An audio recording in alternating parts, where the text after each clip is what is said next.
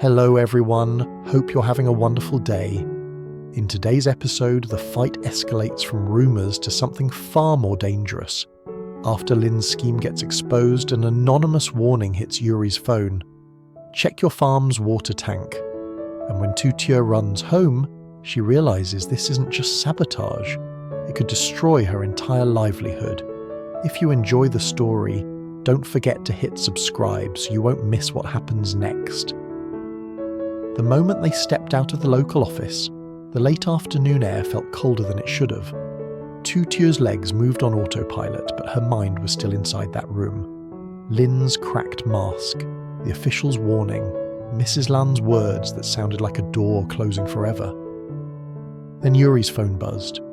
He glanced down once, and his face changed. Not anger, not shock. Fear, sharp and immediate. Tu Tieu stopped walking. What is it? Yuri didn't answer right away. He just turned the screen toward her. Unknown number. You think you won? Check your farm's water tank. Tu Tieu's throat tightened. Water tank? Mrs. Lan leaned in, reading it. Her jaw clenched so hard her cheek twitched. This is not a joke. Yuri looked around, as if the message itself had eyes. It's a threat. Tu Tieu exhaled slowly, forcing herself to stay steady. Or it's a warning. Mrs. Lan's gaze sharpened. Either way, we go now. They didn't discuss it further. They didn't need to. If something happened to the water, if it reached the vegetables, the soil, the irrigation lines, then the rumours wouldn't matter anymore. The farm could collapse for real. Yuri kicked his motorbike to life. The engine sounded louder than usual, like it understood the urgency. Tu Tieu climbed on behind him, hands gripping the seat tighter than she realised. Mrs. Lan followed on another bike, her posture rigid and silent, like she was holding her emotions inside a locked box. The road back to the farm blurred past in streaks of green and dust. Tu Tieu's mind raced faster than the motorbike. What could someone do to a water tank? How fast would damage spread? Would the plants show signs immediately? And underneath all those questions was one darker thought she couldn't ignore. Lin didn't just want Tu Tieu to suffer. Lin wanted Tu Tieu to lose everything. They reached the farm gate just as the sky began shifting toward evening. Nothing looked unusual at first glance. The yard was quiet. The house stood still. The broken flower stand was no longer in the dirt. Yuri had moved it earlier, and now it leaned against the porch like an injured soldier waiting for repair. But Tu Tieu didn't look at the stand. Her eyes went straight to the side of the yard where the water tank and irrigation area sat near the tool shed. She jumped off the bike before Yuri fully stopped. Yuri ran beside her. Be careful! Tu Tieu's heart pounded as she approached the tank. It wasn't huge, but it fed everything. Watering seedlings, washing baskets, irrigation lines that reached the far beds. She knelt near the tank base, checking for leaks first. Nothing. Then she lifted the lid. A faint smell rose up. Not strong, not obvious, but wrong. Not the clean, neutral scent of stored water. Something slightly bitter, slightly chemical. Tu Tieu's stomach dropped. Yuri leaned in. Do you smell that? Mrs. Lan stepped closer, eyes sharp. What smell? Tu Tieu didn't answer. She dipped a small cup into the tank and pulled it up. The water looked almost normal, maybe a little cloudy. But Tu Tieu had grown up on farms. Her instincts didn't come from theories, they came from survival. She held the cup up to the light. A thin film shimmered on the surface. So subtle it would be invisible to someone who wasn't looking for it. Tu Tieu's voice went quiet. This water isn't right. Yuri's face tightened. What do we do? Mrs. Lan didn't panic. She didn't cry. She spoke like a woman who had already lost too much patience for fear. We stop using it. Now. Yuri nodded immediately. He hurried to the irrigation valve and shut it off. Tu Tieu turned to the plants near the waterline, small greens that had been watered earlier in the day. At first glance, they looked fine. But when she leaned closer, she saw tiny signs. a few leaves curling in unnatural angles, a faint dullness in the colour. Not death, yet just warning. Tu Tieu swallowed hard. If this spreads, Uri looked at her, we can flush the lines. With what? Tu Tieu asked, voice strained. If the source is contaminated, flushing just pushes it deeper. Mrs. Lan's eyes narrowed. We need clean water, and we need someone who knows how to test this. Uri reached for his phone. I'll call the agricultural officer, or the old uncle who works with farms. Someone. Tu Tieu nodded, but she was already moving. She crouched near the tank again, studying the rim, the lid, the surrounding ground. If someone poured something in, they had to stand here. They had to step here, and people always leave something behind when they're in a hurry. She scanned the dirt carefully. There, near the tank base, faint shoe prints. Fresh enough that the edges hadn't softened yet, leading in from the side fence and out again. Tu Tieu's fingers trembled, but her eyes stayed locked. Mrs. Lan noticed. Footprints? Tu Tieu nodded slowly. Uri returned, phone pressed to his ear. Uncle Hui says he's coming. He told us not to touch the water with bare hands and to keep a sample. Tu Tieu grabbed a clean bottle from the shed, poured water carefully and sealed it. Then she stood up, looking toward the fence line. Someone came from there, she said quietly. Not from the gate. Mrs. Lan's face hardened. So it was planned. Tu Tieu's chest tightened. This wasn't random vandalism. This was someone sneaking in like a shadow and attacking the farm's heart. Uri's voice was low. It's Lin. Tu Tieu didn't respond, but the name sat in the air like smoke. Mrs. Lan's eyes flashed. If it's her, then she's gone beyond shame. Tu Tieu exhaled slowly. We don't accuse without proof. Mrs. Lan stared at her. You're still protecting fairness? Tu Tieu's voice didn't shake. I'm protecting our chance to win. Mrs. Lan went still at that. Then she nodded once like she understood. An hour later, Uncle Hui arrived. An older man with sun-darkened skin and the kind of calm that came from decades of seeing farms survive disasters. He sniffed the water, frowned, and shook his head. I can't confirm what it is without proper testing, he said. But it doesn't smell like normal tank water. Someone may have poured something into it. Uri's hands tightened. Will the crops die? Uncle He looked toward the nearest bed. Not immediately, but if you keep using this water, you'll damage leaves and soil. Worse, if people hear chemical, rumours will become reality. They'll say your farm is unsafe. Tu Tieu's stomach sank. That was Lin's real weapon, not just poison. Public fear. Uncle Louis continued. First, stop all watering from that tank. Second, isolate the beds that were watered today. Don't harvest them. Third, get a test if possible, at least basic. Mrs. Lan's voice was sharp. And if someone did this on purpose? Uncle Yi's eyes narrowed. Then you must protect the farm at night. Lock the side fence. Add light. Ask neighbours to watch. Tu Tieu nodded, absorbing every word like a plan forming in her bones. Then Uri's phone buzzed again. This time, it wasn't an unknown number. It was a message from someone at the market. A vendor woman. People are saying your farm water is dirty. They say Lin is the one who reported it because she cares about public safety. Officials might come inspect soon. Tu Tieu's blood ran cold. Uri showed Mrs. Lan. Mrs. Lan's face tightened with rage. She's doing it again.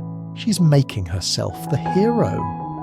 Tu Tieu stared at the message, mind racing. Of course, Lin wouldn't stop at poisoning the water. She would spread the story first, so when inspectors arrived, the suspicion was already planted. Tu Tieu's voice was quiet but deadly calm. So she wants an inspection. Uri looked at her. That could shut us down. Tu Tieu nodded. Unless we're ready. Mrs. Lan stepped closer, voice trembling with fury. I'm going to Lin right now. Tu Tieu grabbed her arm. Not gentle, not rude, just firm. No, if you go now, she'll cry and say you threatened her. She'll record it. She'll use it. Mrs. Lan froze, breathing hard. Tu Tieu met her eyes. "We fight smart." Mrs. Lan stared at Tu Tieu for a long second. Then, slowly, she nodded. "All right, Mrs. Lan said through clenched teeth. "Smart."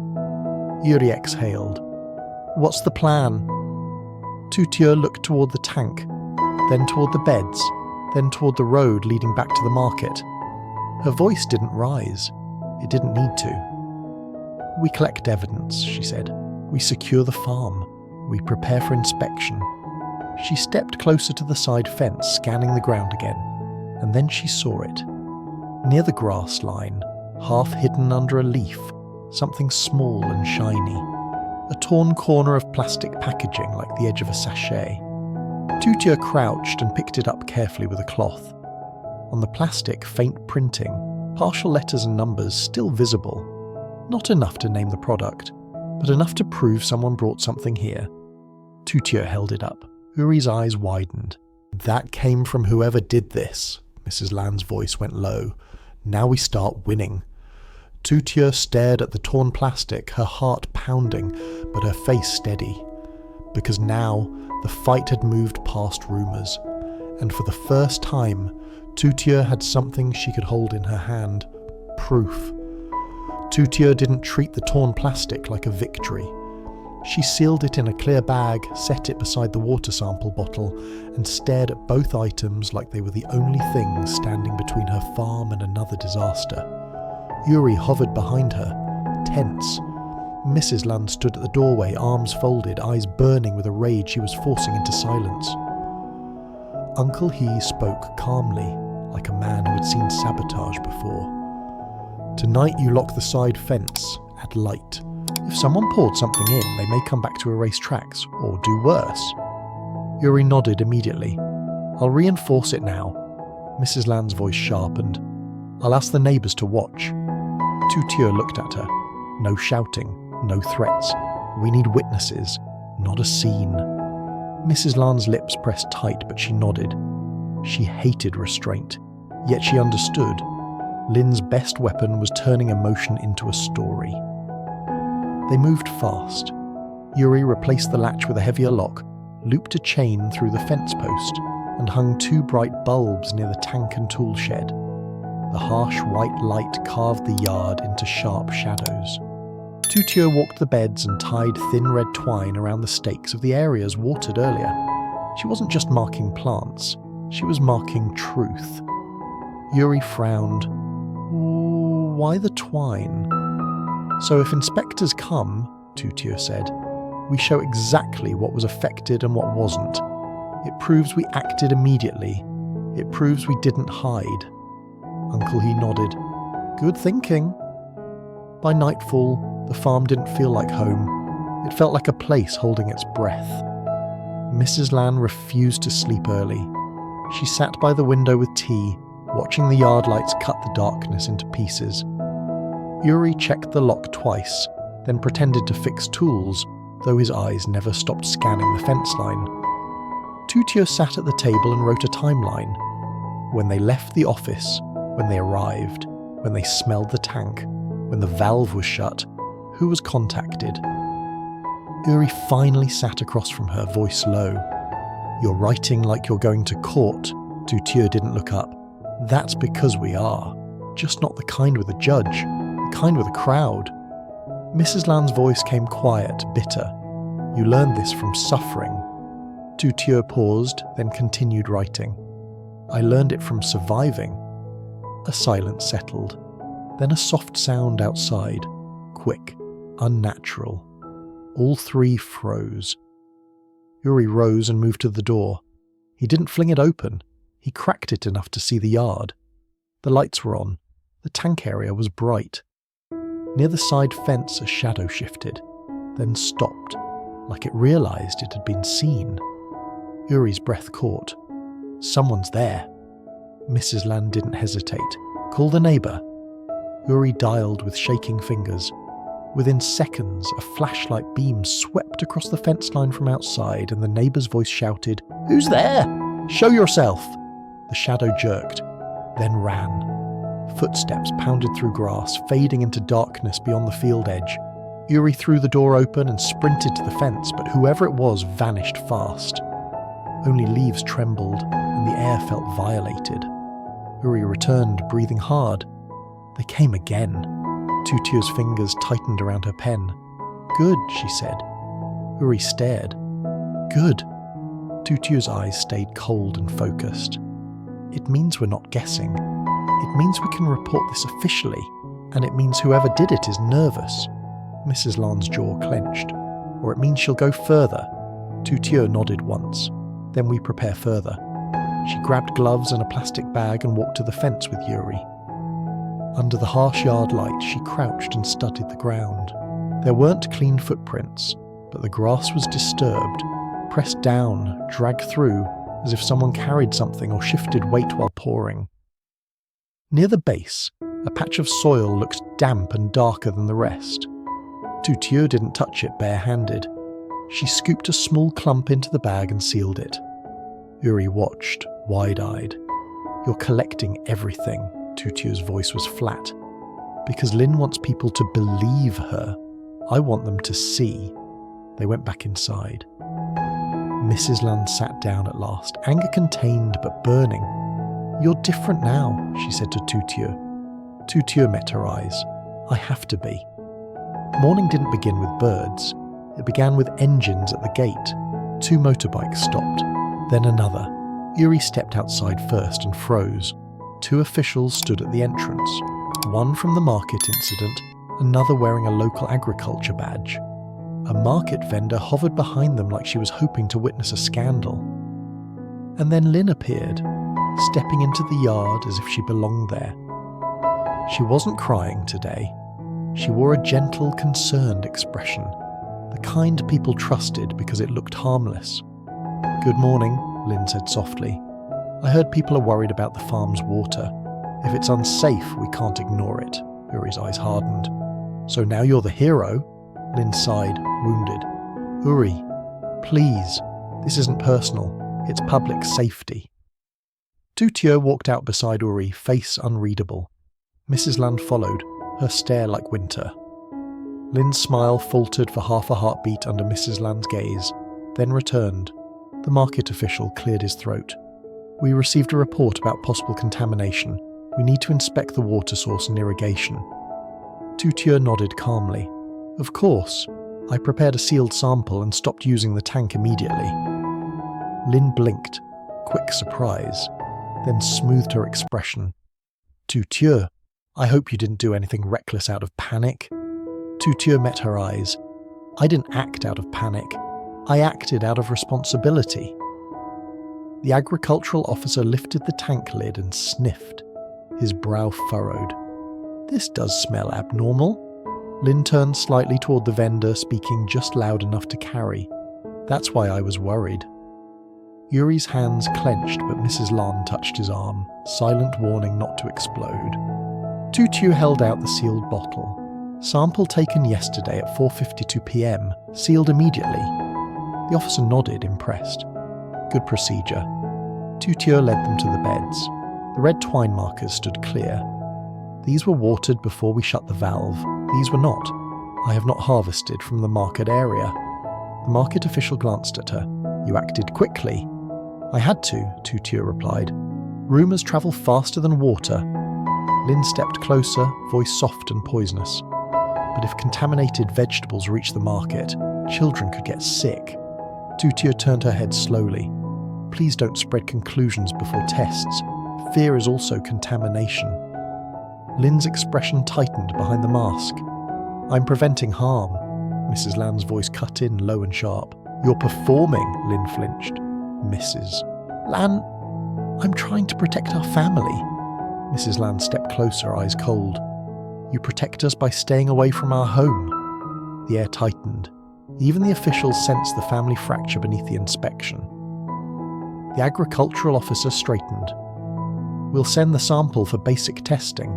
Results won't be immediate. Until then, do not sell from the affected beds." Lin's lips curved faintly, because not immediate meant suspicion could live longer. Tu Tieu didn't let her enjoy it. She pulled out the torn plastic corner, sealed in the bag, and held it up. I found this beside the tank yesterday. It wasn't here before, and last night someone approached the side fence again. We collected soil from the disturbed area. Both officials leaned in. The agricultural officer's eyes sharpened. This looks like packaging from an agricultural sachet, fertilizer, pesticide, or another additive.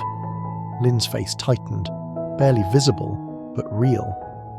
Tu Tieu watched that flicker, then turned to the officials. I'm requesting an official report for unauthorized entry. Someone is targeting my farm and my reputation. Lin jumped in smoothly. Tu Tieu sells well. Competitors might do this. Yuri's voice cut like a blade. Or someone who keeps arriving to help whenever damage appears. Lin turned, wounded. Yuri, why do you keep attacking me? Tu Tieu answered calmly. Because you keep appearing when trouble appears. The market official nodded slowly. We'll file an intrusion report. Provide your neighbour's statement and any evidence you collected. Tu Tieu nodded. I will. As the officials prepared to leave, Lin stepped close to Tu Tieu, lowering her voice. You're making this bigger than it needs to be. Tu Tieu leaned in, voice quiet and steady. You made it big when you touched my water. Lin froze, one heartbeat, eyes flashing with anger before her mask returned. That reaction was enough to chill Tu Tieu's blood, because she didn't have a confession, but she had a slip.